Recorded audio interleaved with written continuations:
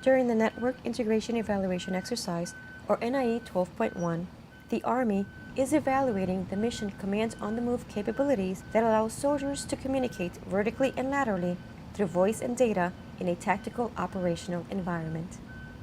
We've got multiple tasks going on out here. We are evaluating 15 to 20 rapid equipment fielding items, which some are networked, some are not, and they are intended to go right into theater in Afghanistan and other places now. Over the top of that, we have a longer term project to work for the Army, which is this data and voice network intended to be fielded from the individual soldier up through the brigade command post, the brigade tactical network, both voice and data. Military leaders say the data and voice network will operate and meet different requirements in different types of fights.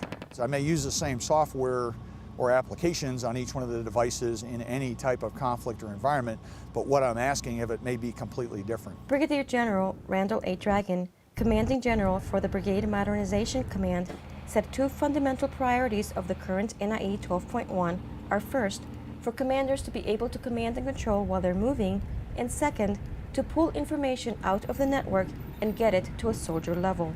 You can look back in history and think about how we commanded on the move. At one time we used messengers or runners.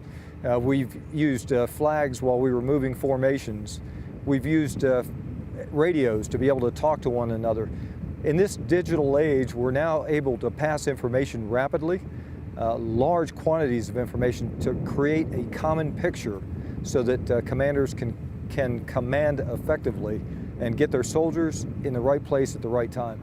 In a simulated search for high-value targets, Sergeant Ryan Moore from Charlie Company 1st Battalion 35th Armored Regiment said he used the rifleman radio system that is designed to give voice communication through everybody in the platoon.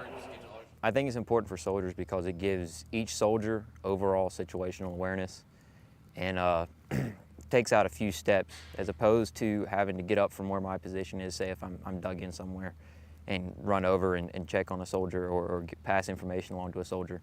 If he's got a radio with FM communications and he's monitoring, either I can call him and tell him what's going on, or he's monitoring the radio, so he's hearing the same traffic that I am. Sergeant William Wilson, also from Charlie Company, used the wearable computer system's wireless network after Next, or Winam, and Net Warrior in a mock raid scenario. He said the systems are designed to accelerate the flow of information, giving soldiers the added advantage to respond. The Net Warrior does. It allows us to help populate from a bird's eye view, basically satellite imagery, helps us populate basically the maps, giving like CCP information, current checkpoints, phase lines, and things such as that.